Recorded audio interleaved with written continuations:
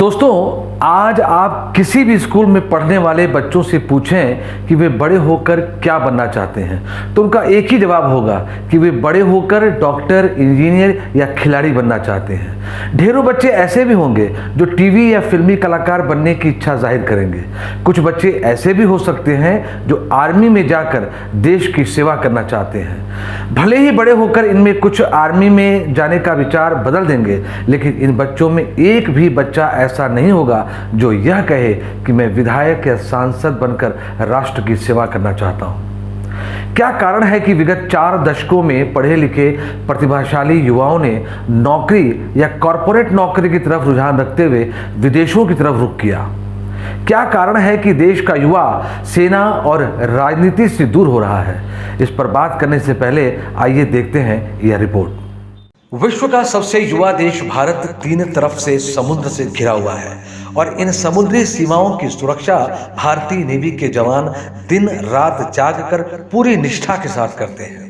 Western और eastern India की इस विशाल समुद्री सीमा को भयंकर प्राकृतिक तूफानों से मुकाबला करते हुए देश के दुश्मनों की बुरी नजर से बचाए रखने के लिए ये जवान अपने प्राणों का मोह भी त्याग देते हैं। इधर नॉर्थ वेस्टर्न इंडिया की सीमाएं पाकिस्तान और चीन से लगती हैं। नॉर्दर्न ईस्टर्न की सीमाएं फिर से चीन के अलावा म्यांमार, भूटान और बांग्लादेश से लगती हैं।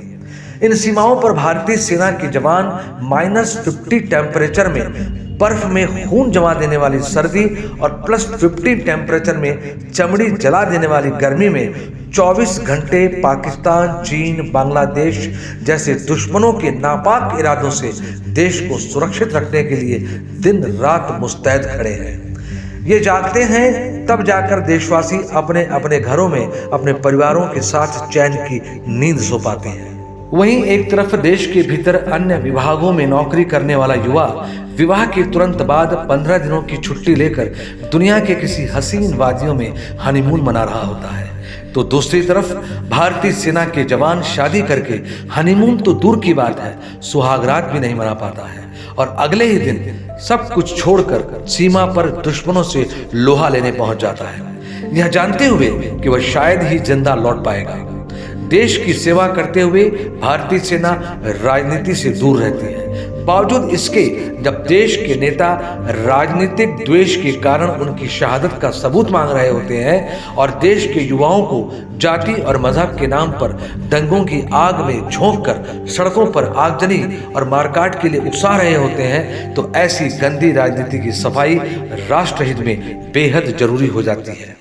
जरा सोचिए, देश पर अपना सर्वस्व कुर्बान कर देने वाले जवानों पर क्या बीतती होगी जब अपने एयर कंडीशन में बैठकर ये नेता कहते हैं कि ये सेना के जवान तो होते ही मरने के लिए हैं। वहीं जब एक गुंडा या आतंकी मारा जाता है तो यही नेता उसके समर्थन में सड़क से संसद तक देश का कामकाज ठप करके विकास की रफ्तार को रोककर अरबों रुपयों का नुकसान पहुंचाकर देश को कई साल पीछे ढकेल चुके होते हैं।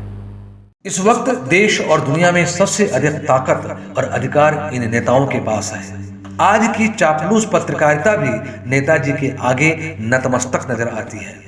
उस वक्त बड़ा ही दुख और आश्चर्य होता है जब हम यह देखते हैं कि एक विधायक या सांसद बनने के लिए एक अनपढ़ व्यक्ति भी चुनाव लड़कर शिक्षा मंत्री का पद पा जाता है और एक अपराधी जेल में रहते हुए चुनाव जीतकर कानून मंत्री बन जाता है।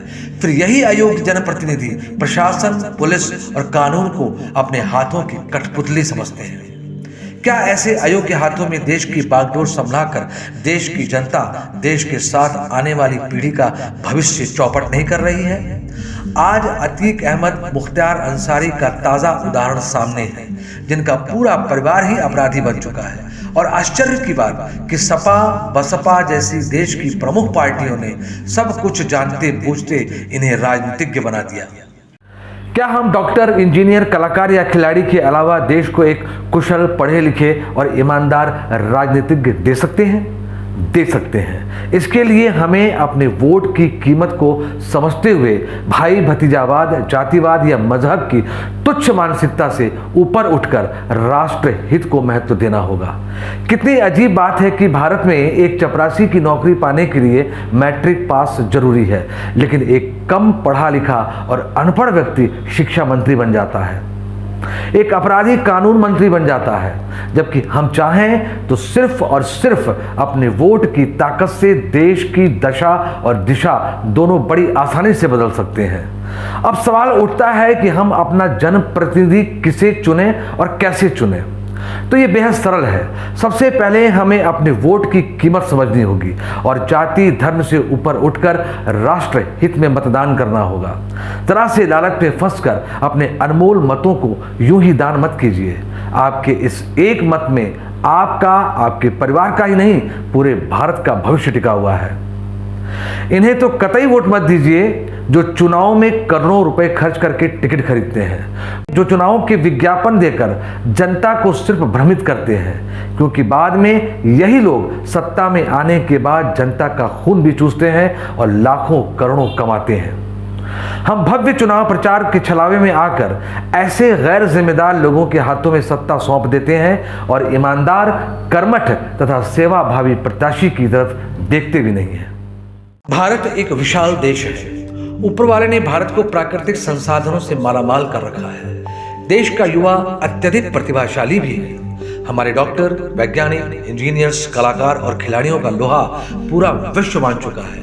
आजादी से पूर्व भारत में ही भारतीयों के लिए जो अंग्रेज ये कहा करते थे कि Indian and dogs are not allowed, आज उसी देश का प्रधानमंत्री एक भारतीय है। इसी तरह भारतीय सेना पूरे विश्व में बहादुरी और अनुशासन के लिए मानी जाती है। वर्तमान में चंद नेताओं के अलावा अधिकतर नेता ऐसे भी हैं जो राष्ट्र के लिए नहीं, अपना निजी हित साधने के लिए जनप्रतिनिधि बने हैं। ये राजनीति को सेवा नहीं, व्यापार समझते हैं। आज 140 करोड़ की आबादी वाले भारत को एक नहीं, कई भगत सिंह, कई सरदार वल्लभ भाई पटेल, कई नेताजी सुभाष चंद्र बोस और कई लाल बहादुर शास्त्री, चंद्रशेखर आजाद चाहिए। सुधार की शुरुआत हमें आज के मीडिया और राजनीति से करनी होगी। देश की गलियों का कूड़ा कचरा हटाना तो हमने सीख लिया, लेकिन अब हमें राजनीति की सफाई आरंभ करनी होगी। दोस्तों, देश की राजनीति गंदगी को साफ करने की शुरुआत इस बार मारवाड़ से होने जा रही है। ये वही मारवाड़ है जिसने देश की आज़ादी की मशाल जलाए रखने के लिए क्रांतिकारियों महात्मा गांधी और सुभाष चंद्र बोस को आर्थिक सहायता पहुंचाई थी। ये वही मारवाड़ है जहां मुगलों से लड़ने के लिए भामा शाह ने मातृभूमि की रक्षा के लिए महाराणा प्रताप को अपना सर्वस्व दान दे दिया था।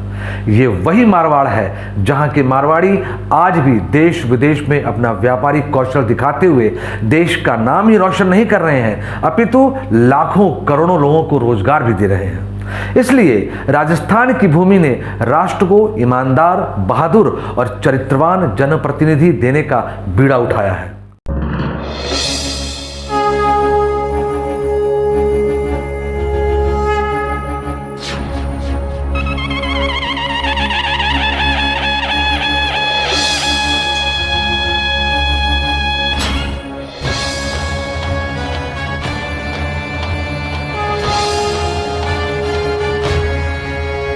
प्राकट्य सर्व शक्ति का जो शत्रु भागने लगे, जो वीर सो गए थे आज वो भी जागने लगे।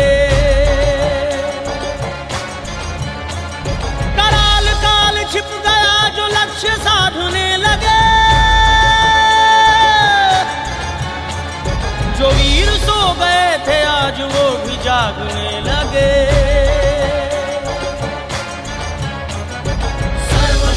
दल